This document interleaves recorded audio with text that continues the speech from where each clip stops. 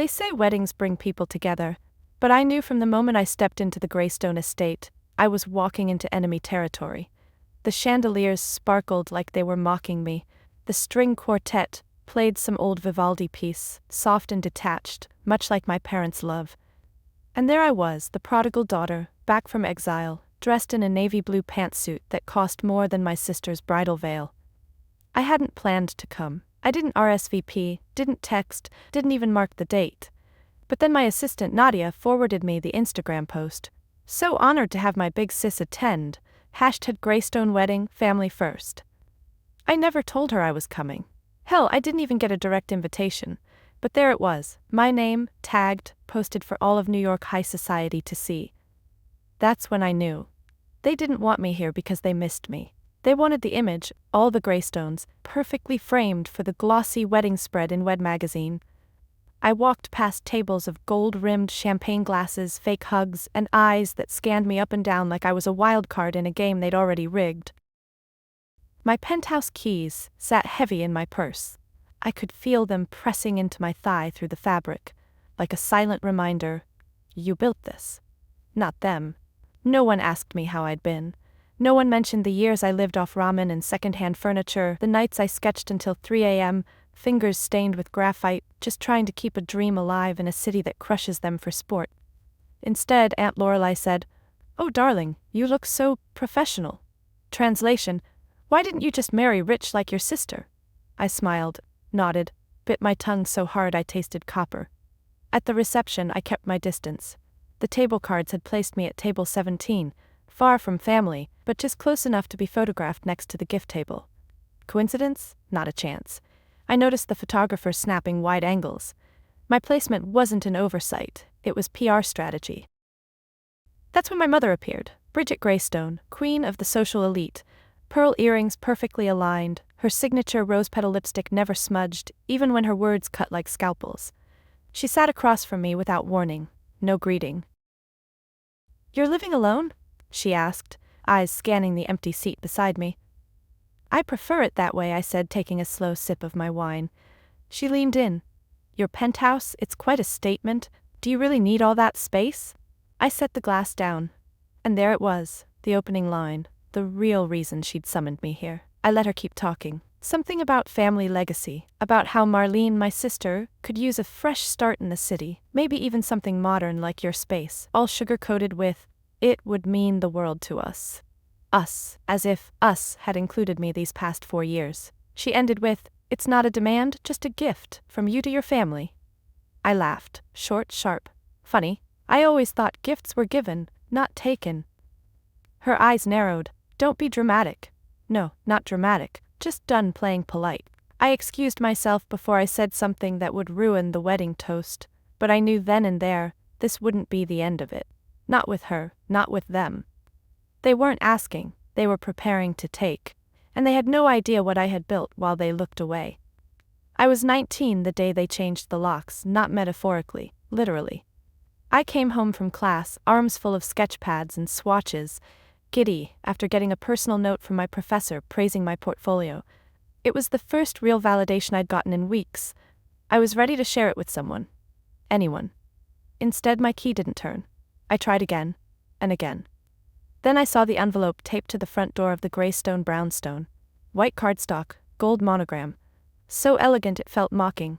Inside was a check, exactly $3,000, and a note in my father's rigid handwriting, "It's time to be independent. Consider this a contribution toward your next step." No signature, just that cold line. I stood there on the steps, wind biting through my coat, while inside I could hear the faint clinking of glassware. They were having dinner, without me. I remember thinking, is this legal? Is this even real? No one warned me, no phone call, no fight. They just decided. One day I belonged, the next I was inconvenient, an embarrassment. The artist's daughter. What they never saw, what they didn't care to see, was how hard I had been trying. I'd been double majoring in architecture and design, working night shifts at a bookstore to pay for my materials, pulling 20-hour days. But because I didn't want to join the family law firm or smile in their charity photo ops, I was considered difficult. "You're wasting your potential," my mother had said just a week before the eviction. No one pays for ideas, darling, they were wrong. But back then, their words carried weight like chains. I slept in my friend Mila's dorm for 2 weeks, crashing on her floor with my duffel bag as a pillow. She offered to let me stay longer, but I saw the strain it put on her. So I left. The first apartment I ever had on my own was smaller than the walk-in closet back at home. Mold in the bathroom, no heat at night. I wore 2 sweaters and boiled water to steam the room. I couldn't afford both groceries and art supplies, so I chose charcoal over cereal more times than I care to admit. But every rejection, every unpaid internship, every eye roll from gallery owners who didn't take me seriously, I kept going. I took on odd jobs, organizing spice drawers for wealthy Upper East Side moms, staging apartments for real estate agents who never remembered my name, painting murals in yoga studios for less than minimum wage. That's how I met Samir, the first person who told me my designs could be more than cute. He hired me to redo the interiors of his downtown cafe. Tiny budget, huge trust. It wasn't a penthouse job, but it was the first time someone looked at my work and said, "Do it your way." And I did. When the cafe reopened, customers started asking, "Who designed this?" Samir gave them my card. Soon I had more referrals than time. I worked out of libraries, coffee shops, borrowed co-working spaces. I'd sleep 3 hours, pitch to clients in the morning, paint walls in the afternoon, and sketch floor plans at night. 3 years later, I signed the deed to my first property, a modest penthouse in Chelsea, filled with secondhand furniture and sunlight. My name was on it. Not theirs. It wasn't revenge. Not yet. It was survival, and I swore I'd never let them take that from me.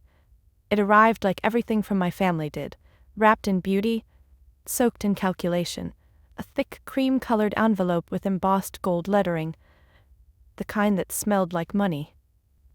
It slid through the mail slot of my penthouse on a Tuesday morning, nestled between a utilities bill and a handwritten thank you card from a client's 10-year-old daughter. At first, I thought it was a mistake, or maybe an ad for some luxury gala I wasn't attending. But there it was, in calligraphy so stiff it felt like a performance. "You are cordially invited to the wedding of Marlene Elise Greystone and Nathaniel Lewis Beckett." I blinked. Seriously? Marlene hadn't spoken to me in nearly 3 years. The last conversation we had was a 45-second exchange at Grandma Evelyn's memorial where she told me my shoes were a bit too urban for a church. Since then? Radio silence. No texts, no calls, not even a passive-aggressive emoji on my birthday. And now I was being summoned to her wedding? I flipped the card over. In the corner, written in my mother's unmistakable cursive, "We hope you'll make time. Family is forever."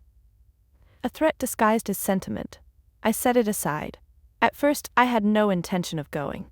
I didn't owe them anything, least of all my presence. But then Nadia, my assistant, sent me a screenshot from Instagram that changed everything. "So excited, my big sister will be there to celebrate with us. Greystone wedding, sisters forever, family first." My name? Tagged, publicly. I hadn't RSVP'd. I hadn't replied. They weren't inviting me. They were using me.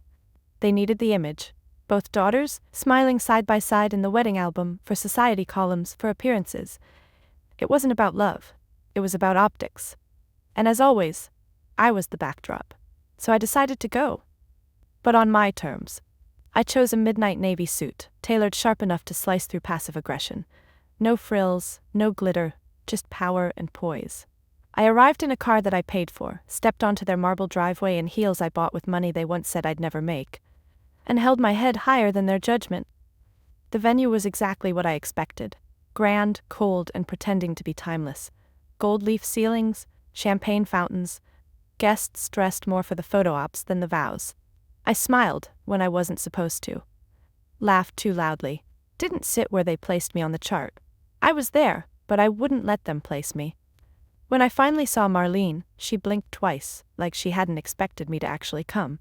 Her dress was stunning. Naturally. She looked like a Vogue cover model. But there was something else, a twitch in her mouth, the tiniest grimace behind the practiced grin. I leaned in and whispered, "Thanks for tagging me without asking." She gave me that hollow giggle she'd perfected since childhood. "It's just, people wanted to know if you'd show. You're kind of a mystery now, aren't you?" No apology, no acknowledgement, just spin. I nodded. "I suppose I am." Later that evening, I noticed the way my father kept glancing at me from across the room, Like a chess player watching a piece he thought he'd removed from the board, something was coming. And deep down, I think I knew. This wedding wasn't just a reunion. It was a setup.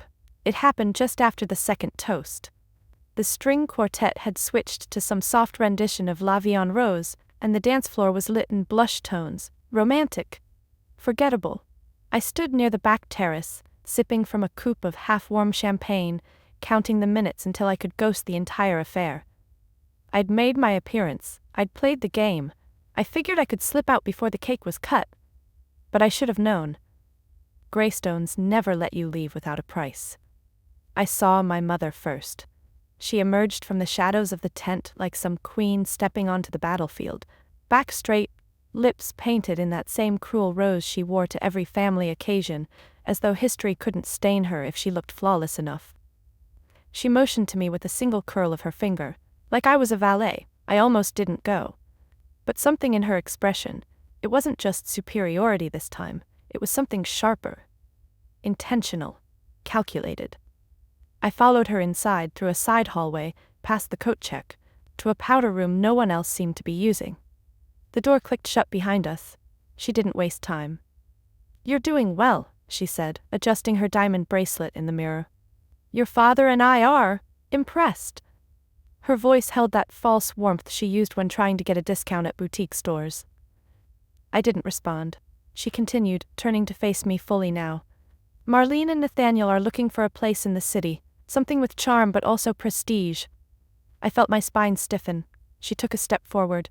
"Your penthouse has both." And there it was. I let out a small laugh, not from amusement but from the sheer absurdity of it. "You're not serious." "I'm completely serious," she said, eyes narrowing like she was annoyed I hadn't already offered. "You have no husband, no children, that space is wasted on someone like you." "Someone like me," I repeated quietly. She softened her tone as if she could polish over the insult. "It's time to think about the family, sweetheart. After all we've done for you." I cut her off. "Done for me? You locked me out of your house when I was 19. Her lips pressed into a thin line. I went on, my voice low and steady. "You watched me walk away with nothing, and now you want to take the one thing I built myself?" "It was always meant to come back to the family," she said, cold now. "You wouldn't have survived without the values we gave you." "You gave me silence," I said, "and a check for $3,000. Her hand moved so fast I didn't see it coming. A clean, practiced slap. Not hard enough to bruise, but hard enough to humiliate. It echoed off the marble walls like a gunshot. For a long moment we stood in silence, me holding my cheek, her breathing shallow, like she couldn't believe what she'd just done. And then in the calmest voice I could muster I said, "You just made a mistake." She scoffed. "Oh, please don't be dramatic." "No," I said, "not because you hit me, because you assumed I'd still care." I opened the door and walked out into the hallway. I didn't look back, but that slap burned a promise into my skin. They wanted a war, and I would deliver it. I didn't cry, not after the slap. Not when I got back to my penthouse and stared at my reflection, the faint red imprint still ghosting across my cheek like a brand. Not even the next morning when I woke up to an email from my mother titled, "Let's talk this through before you make a scene." I didn't cry, but I did open a new folder on my laptop. I named it Reclamation. Inside, I dropped every screenshot I'd ever saved, the ones I never thought I'd use. Texts from my father reminding me, family name comes first. An old audio recording of my mother telling Aunt Elise at a brunch that Mallory's too sensitive for the real world, but at least she's not pregnant. An invoice I once sent to Marlene when she asked me to design a logo for her failed boutique, and then ghosted me when it came time to pay. Even the deed to my penthouse, with my name in bold at the top. No co-signers, no trust fund trails. For the first time I realized something chilling. I wasn't the black sheep, I was the scapegoat, and they'd only invited me back to fold me back into their narrative, just in time for press, appearances, and inheritance plans. They wanted my story, my image, my success without having ever earned it. So I decided to tell the story myself. I reached out to Sloane Harper, a freelance journalist I'd met a year ago at a design expo. She specialized in exposés about generational power, elite hypocrisy, and quiet survivors. She once told me over cocktails, The most dangerous people in this city are the ones who smile at charity galas and destroy their children in private. I texted her one line, "Ready to talk. I've got names, receipts, and a penthouse they tried to steal." She responded in less than 10 minutes.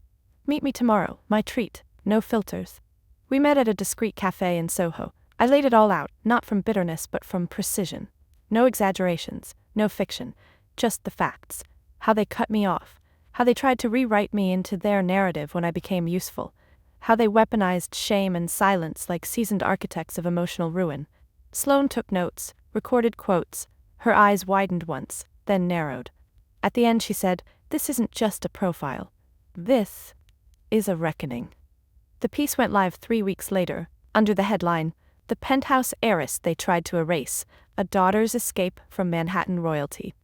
It didn't mention their full names, but the timeline, the descriptions, the quotes, it wasn't hard for anyone in our circles to connect the dots. Within hours, it trended. By the next morning, my inbox was a war zone. Some strangers called me brave, others called me a traitor. But the one that made me pause came from Marlene herself. "You made me look like a spoiled villain." I replied with 2 words, "You helped." 2 days later, I got a call from one of my father's law partners. He didn't threaten, he pleaded.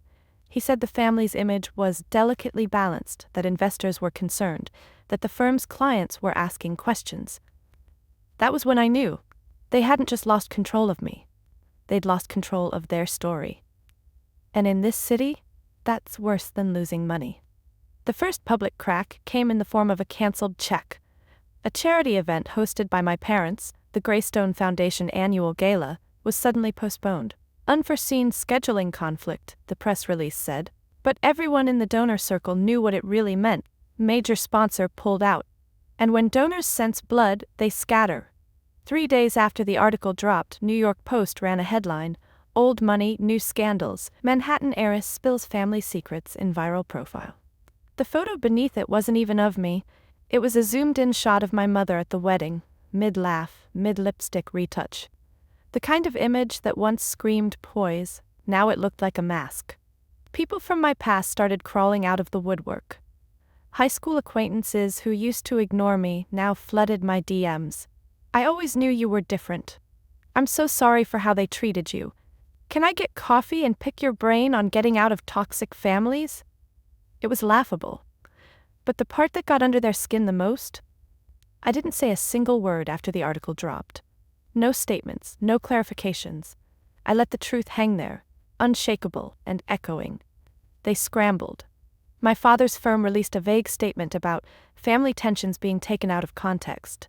Marlene posted a Notes app apology on Instagram, written in language so bland it could have been a smoothie label. "I support all women's stories, even when they hurt." The comments were brutal. "Your silence hurt more. But you watched it happen?" "We don't want statements, we want accountability." Even Aunt Lorelei, the one who once said I'd never survive without a ring on my finger, texted me. "You've always had fire, I see it now. Too little, too late."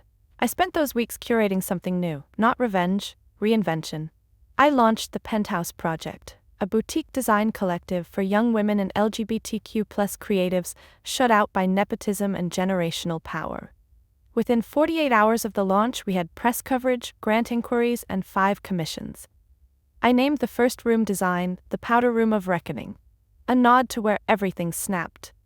One night, about a month later, I got a voicemail from my mother. Her voice was soft, stripped bare, a version of her I'd never heard before. "I wish things were different. I wish you'd come home." I listened to it twice, then deleted it. There was no home to return to, just an address where a younger version of me had been told she was never enough until she became useful. Now I was dangerous. Because now I knew my worth. They say revenge is sweet, but for me it tasted like eucalyptus in the morning, cool, clean, alive, floating through the open balcony doors of my penthouse, my real penthouse, mine alone. I stood barefoot on polished wood floors. I had refinished myself, sipping coffee from a mug etched with a line I'd scribbled in a notebook years ago when I was broke and terrified. "Make it anyway." The sun filtered through gauzy curtains, scattering gold across the marble counters. My inbox was overflowing, with press requests, design proposals, even a Netflix producer asking if I'd consider adapting my story. Funny how silence used to follow me like a curse. Now the world couldn't stop listening. But I didn't say yes to everything. I didn't need to. That was the greatest freedom. I walked past the framed deed on my wall, just a slip of paper, but it still made me pause. Because it wasn't about the real estate, it was about every moment I'd chosen myself, even when no one else did. I used to think I needed their apology, their validation, their permission to be proud. I don't anymore. I built something permanent from the wreckage they left me in, and not just the penthouse. Me. I am the blueprint now. When I launched the Penthouse project, I wasn't trying to make a statement. I was creating space, literally and figuratively, for women like me. The invisible daughters, the silenced creatives, the family disappointments turned quiet disruptors. And they came, dozens, then hundreds. Designers, coders, poets, architects, all bringing blueprints of dreams too loud for the families they came from. We worked, we shared, we healed. We rewrote the rooms they tried to lock us out of. Every now and then I get messages from Marlene.